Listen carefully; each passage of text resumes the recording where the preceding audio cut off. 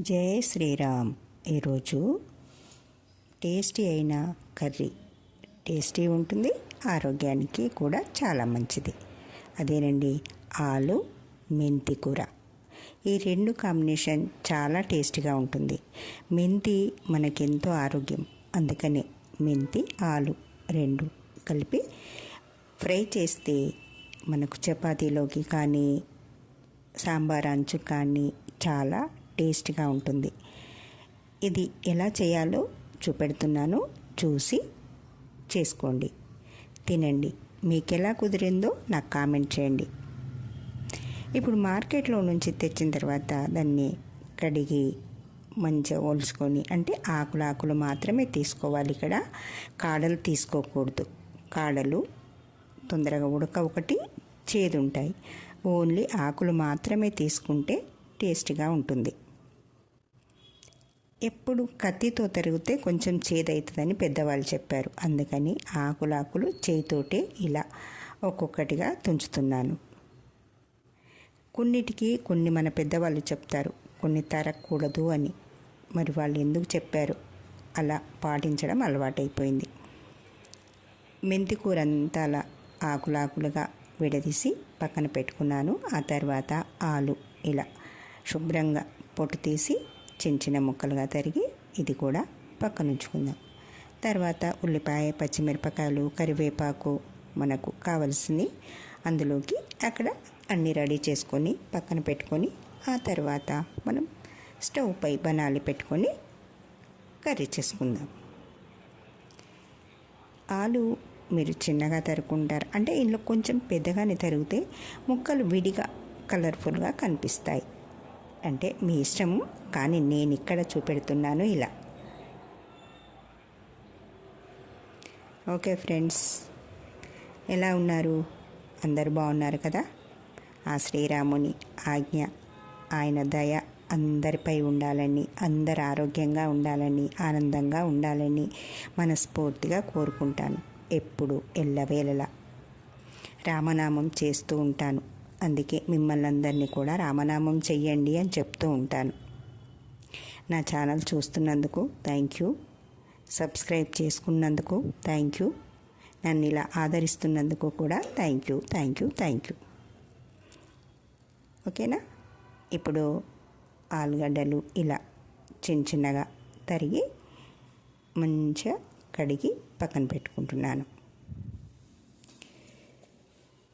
ఎప్పుడైనా మనము ఒక కర్రీని ఎన్నో రకాలుగా చేసుకోవచ్చు.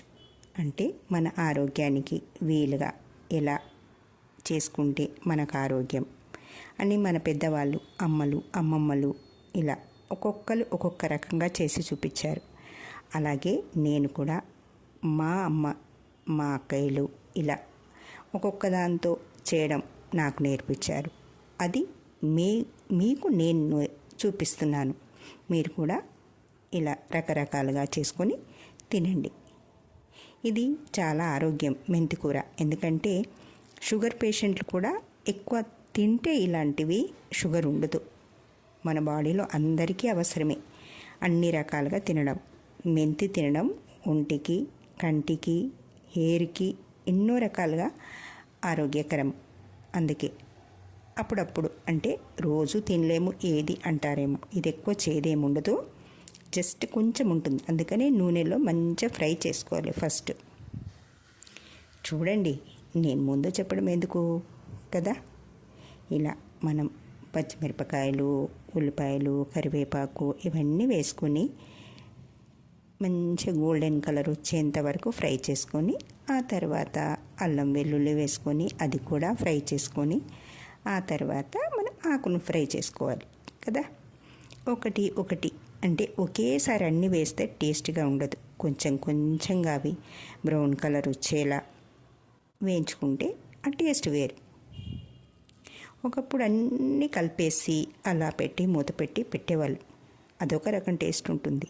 అంటే మెంతికూర కాదు, కొన్ని రకాల ఆకుకూరలు అన్నీ తీసుకొచ్చి, అంటే రకరకాల ఆకుకూరలన్నీ ఇప్పుడు పల్లెటూర్లలో మక్క చేన్లు, జొన్న చేన్లు ఉంటాయి కదా, అందులో తోటకూర, రకరకాల తోటకూర మొలుస్తుంది. దాన్ని అవి రెండు తీసుకొచ్చి చేసేవాళ్ళు. అది బడే టేస్ట్గా ఉండేది. అలాంటిది ఇప్పుడు దొరకట్లేదు ఇక్కడ. ఎప్పుడో ఎక్కడన్నా దొరుకుతుంది, కానీ ప్రస్తుతానికి నాకు దొరకట్లేదు. అందుకంటున్నాను, ఏది దొరికితే మనకు దొరికిన దాన్ని టేస్టీగా చేసుకోవడం, ఆరోగ్యకరంగా ఉండడం అవసరం. అందుకే ఆరోగ్యంగా ఉండడం కోసం ఎలాంటివి తింటే మంచిది అని అమ్మ వాళ్ళు చెప్పారో అలా సాధ్యమైనంత వరకు అవి చేస్తాను. మీరు కూడా చేసుకొని తినండి.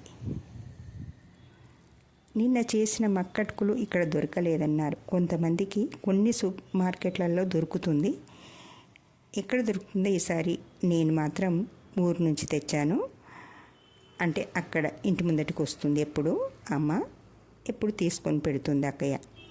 అందుకని ఎక్కడ దొరుకుతుందో నాకు తెలియదు. మీకు ఎక్కడైనా దొరికితే చేసుకోండి, ఆరోగ్యానికి చాలా మంచిది. అందుకే ఇప్పుడు ఇక్కడ మెంతికూర వేసాం కదా, అది మంచిగా ఫ్రై అవ్వాలి. ఎందుకంటే పచ్చి పచ్చిగా ఉంటే చేదు ఉంటుంది. దీంట్లో నీళ్ళు పోయకూడదు. చిన్న మంట పెట్టుకొని చేసుకోండి. కొంచెం ఫస్ట్ ఉల్లిపాయ గోలేంత వరకు మాత్రమే కొంచెం పెద్ద పెట్టాను. తర్వాత కొంచెం మంట చిన్న చేసి ఇంకా మూత పెట్టి కాసేపు మగ్గనిస్తే ఊరికే మగ్గిపోతుంది. అందుకు ఒక 5 నిమిషాలు, అంటే అందులోని పచ్చిదనం పూర్తిగా పోవాలి. అప్పుడు టేస్ట్గా ఉంటుంది.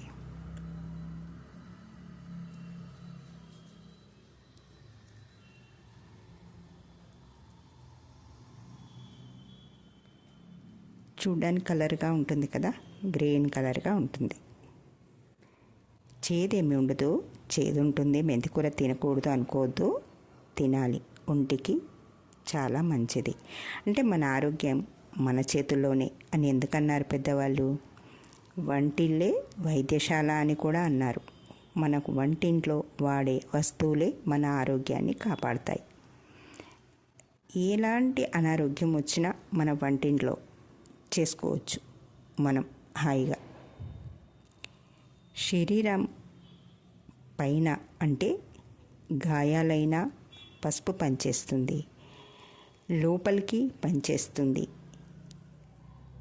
ఇలా అంటే జీలకర్ర అజీర్తికి, ఓమ అన్నం అరగకపోతే తినడానికి, దగ్గులేసిన, ఇలా ప్రతి ఒక్కటి ఒక్కొక్క దానికి పనిచేస్తుంది. అది తెలుసుకోవాలి. తెలుసుకుంటే మనం వాడుకోవచ్చు ఏది ఎలా అనేది. ఎందుకంటే అమ్మమ్మలు మనకు కాస్త జ్వరం వస్తే కషాయం చేసి పోసేవాళ్ళు. ఏం కషాయం చేసేవాళ్ళు మనం అడిగామా? తెలీదు.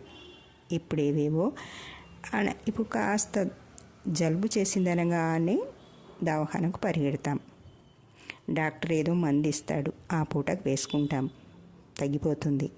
మళ్ళీ 2-3 రోజుల తర్వాత మళ్ళీ వస్తుంది. అలా కాకుండా అమ్మమ్మల చిట్కాలు ఇంట్లో కషాయం చేసుకొని కాస్త తాగేస్తే హాయిగా నిద్రపోవచ్చు. 2 రోజులు 3 రోజుకి జలుబు తగ్గిపోతుంది. ప్రతిదానికి ఇవాళ రేపు దవాఖానకు వెళ్ళడం, హాస్పిటల్స్లో వాళ్ళు ఇచ్చే మందులు, టెస్టులు, హైరాణ పడడం, ఇలాంటివన్నీ ఉంటాయి. అలా కాకుండా ఒంటికి ఏది మంచిదో అది చూసుకొని చేసుకోండి. మా అమ్మ ఎప్పుడూ హాస్పిటల్కి వెళ్ళేది కాదు. ఏమో ఆమెకు అలాంటి అనారోగ్యం అసలు ఇప్పుడు ఎక్కువ ఉన్నట్టుగా నేనేం చూడలేదు. ఇలా అంటే ఆరోగ్యకరమైన వంటలే చేసేదేమో. మేము కూడా ఎప్పుడు ఇలా హాస్పిటల్లోకి వెళ్ళడం, ఊరికి చేయడం లాంటివి తెలియదు. అందుకే ఆరోగ్యకరమైనవే చేస్తాను. మీరు కూడా ఇవి చూసి చేసుకోండి, తినండి.